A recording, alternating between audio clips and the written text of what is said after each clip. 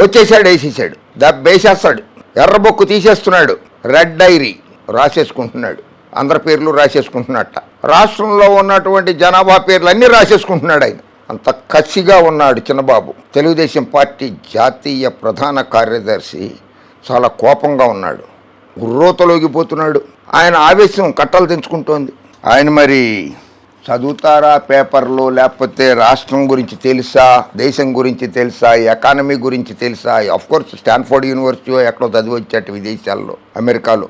అది కూడా ఎవరో సత్యం రామలింగరాజు, సత్యం కంప్యూటర్స్ వాళ్ళు ఎవరో పెట్టుబడి పెడితే చదువుకుని వచ్చాట. ఆయన ఆర్థిక వ్యవస్థను గాడిలో పెడతాట.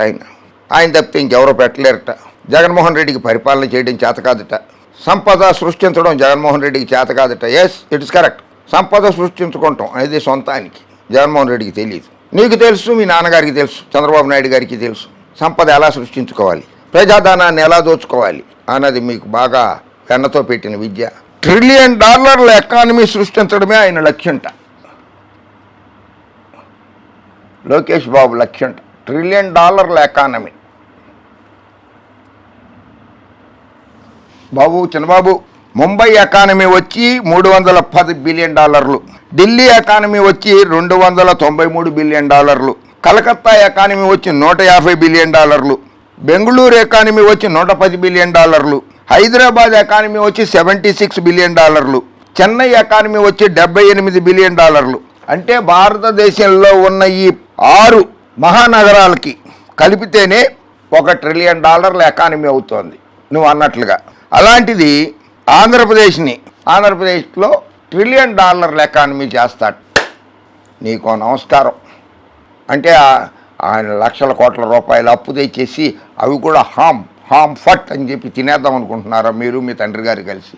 అది కుదరని పని. ఆ ఎర్రబుక్లో రాసుకున్న పేర్లు ఎవరెవరో కాస్త బయట పెట్టగలవా అంటే 1, 2, 3, 4, 5, 6, 7, 8, 9, 10 కాదు, కోట్లు ఉంటాయి అందులో. ఎందుకంటే కోట్లాది మంది ప్రజలు మీకు వ్యతిరేకంగా జగన్మోహన్ రెడ్డి గారికి అనుకూలంగా ఓట్లేసి 2019లో ఆయనకు 151 సీట్లు కట్టబెట్టారు కదా, వారందరి మీద కూడా మీకు వ్యతిరేకమే కదా. అన్ని సామాజిక వర్గాల మీద కూడా బాబు మీకు వ్యతిరేకమే కదా. ఎందుకంటే మిమ్మల్ని ఓడించారు వాళ్ళు, మీకు పదవులు లేకుండా చేశారు వాళ్ళు. అందుకని రాష్ట్ర ప్రజల మీద చాలా కోపంగా ఉంది కదా. దాదాపు 7 కోట్ల జనాభా ఉన్నారు ఆంధ్రప్రదేశ్లో, 6 కోట్ల చిల్లర. వాళ్ళందరి పేర్లు రాయడానికి ఆ రెడ్ డైరీ సరిపోదులే. కానీ ఏదన్నా ఎక్కడ చెట్టు కనపడితే అక్కడి నుంచి ఆకు తీసుకుని ఒక అగ్గిపొల్ల వెనక్కి తిప్పి దాని మీద ఏదో తాళపత్ర గ్రంథాలు అంటారు చూడు, అట్లా రాసుకుని ఎండబెట్టుకుంటూ కూర్చో. ఎక్కడన్నా సముద్రం ఒడ్డున పక్కన కూర్చుని ఆ గాలికి ఎండుతూ ఉంటాయి ఆకులు. అవి తాళపత్ర గ్రంథాలలాగా ఏ రోజు ఆ రోజే ఇట్లా ఆకులు తీసుకుని వాటి మీద రాసుకుని ఎండబెట్టుకుంటూ కూర్చో అంతే. కానీ ఇట్లా $1 trillion సృష్టిస్తా, billions of dollars తీసుకొచ్చేస్తా.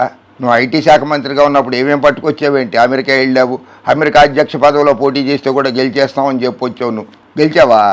America అధ్యక్ష పదవికి పోటీ చేస్తే కూడా గెలుస్తారని చెప్పారు. జాతీయ పార్టీ అని చెప్పుకుంటారు, పక్కన ఉన్న తెలంగాణలో పోటీయే చేయరు. ఏం జాతీయ పార్టీ? అక్కడ అండమాన్లో మాత్రం ఒక కౌన్సిలర్గా గెలిచారు. అక్కడ అండమాన్లో అదొకటే మీ తెలుగుదేశం పార్టీకి ఉన్నది. మీకన్నా హైదరాబాద్లో ఉన్నాయి ఆల్ ఇండియా మజ్లిస్ ఇత్తిహాద్ ముస్లిం, ఏఐఎంఐఎం, అక్బరుద్దీన్ ఓవైసీ, అసదుద్దీన్ ఓవైసీ, ఆ పార్టీ వాళ్ళు నయం. మహారాష్ట్రలో ఔరంగాబాద్ ఒక ఎంపీ సీటు గెలిచారు, బీహార్లో ఎమ్మెల్యే సీట్లు గెలిచారు, మహారాష్ట్రలో ఎమ్మెల్యే సీటు గెలిచారు, తెలంగాణలో ఎమ్మెల్యే సీట్లు గెలిచారు.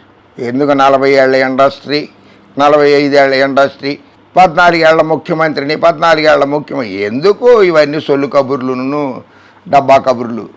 అవన్నీ కుదిరే పని కాదులే. కానీ బాబు, ఎక్కడన్నా ఎక్కాలు లెక్కలు నేర్పితే అవి నేర్చుకుంటూ కూర్చో కాసేపు.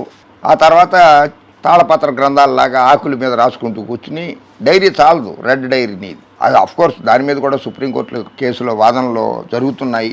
సో నేను కూడా ఎక్కువ వ్యాఖ్యానించదలుచుకోలేదు అనుకో. అందుకని ఆకులు తీసుకుని ఆకుల మీద రాసు. మర్రి చెట్టు ఆకులు అయితే బాగా గట్టిగా ఉంటాయి. ఆ మర్రి చెట్టు ఆకుల మీద తీసుకుని రాసుకుంటూ కూర్చో. ఓకే? హలో లోకేష్ బాబు, మర్చిపోయి అడగడం నిన్ను. நீங்கள் தமிழ்நாடு போயிருக்கேன், அங்கே எலெக்ஷன் கேம்பெயின் பண்ணிட்டு வந்திருக்க. அங்கே போய் எந்த பார்ட்டிக்கு எலெக்ஷன் கேம்பெயின் பண்ணிருக்காங்க, என்ன சொல்லிட்டு வந்திருக்காங்க?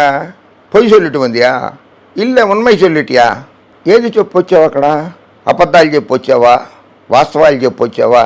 లేకపోతే అక్కడున్న పోటీ చేస్తున్న మంచి నాయకుడు అన్నామలయ్య గారు, భారతీయ జనతా పార్టీ రాష్ట్ర శాఖ అధ్యక్షుడు, అతనికి కూడా ఎలా దోచుకోవాలి దాచుకోవాలి అని చెప్పి ఏమన్నా నేర్పుచ్చావా? ఏం చెప్పొచ్చు? అధికారంలోకి తీసుకొస్తావా? నువ్వు మంగళగిరిలో గెలుస్తావో గెలవలేవో ముందు అది చూసుకో. ఆంధ్రప్రదేశ్లో అధికారంలోకి వస్తారో రారో అది చూసుకో. తమిళనాడులో ప్రచారం చేసేసి వచ్చానని చెప్పి డబ్బా కొట్టుకుంటున్నావు. నిన్ను మోయడానికేమో పచ్చ మీడియా ఎలాగో ఉంది. చంద్రబాబు గారు జాతీయ ప్రధాన కార్యదర్శి, ఆయన వెళ్ళి పక్క రాష్ట్రంలో ప్రచారం చేసి వచ్చారని. కనుక అక్కడ ఏం చెప్పొచ్చారు? అక్కడ ఏ పార్టీని గెలిపిస్తున్నారు చంద్రబాబు? అన్నా డిఎంకే కూటమిని గెలిపిస్తారా? భారతీయ జనతా పార్టీ కూటమిని గెలిపిస్తారా? డిఎంకే కూటమిని గెలిపిస్తారా? ఓహో, మనది ఐరన్ లెగ్ కదా, తమిళనాడులో అడుగు పెట్టాం కదా అంటే స్టాలిన్ గారు డిఎంకే పార్టీ గ్యారంటీగా లోక్సభ స్థానాలు ఎక్కువగా గెలుస్తాయి. అది గ్యారంటీ. ఎందుకంటే మనం అడుగు పెట్టి వచ్చాం కదా, మన లెగ్ మహిమ ఉంటుంది కదా. అది తమిళనాడు పరిణిపోయింది. ఇంకా పక్క రాష్ట్రం ఉంది కదా ఉత్తరప్రదేశ్, మోడీ గారితో పొత్తు పెట్టుకున్నారు కదా భారతీయ జనతా పార్టీతోటి. కాస్త అలా ఒరిస్సా వాళ్ళు పిలుస్తారేమో, అటు ఒరిస్సా వెళ్ళి అక్కడి నుంచి ఉత్తరప్రదేశ్ వెళ్ళి, ఎందుకో రాజస్థాన్ మధ్యప్రదేశ్ పాపం చాలా కష్టంగా ఉందట భారతీయ జనతా పార్టీకి. ఢిల్లీలో కూడా చాలా కష్టంగా ఉందట, ఎందుకంటే అరవింద్ కేజ్రీవాల్ని జైల్లో పెట్టారని.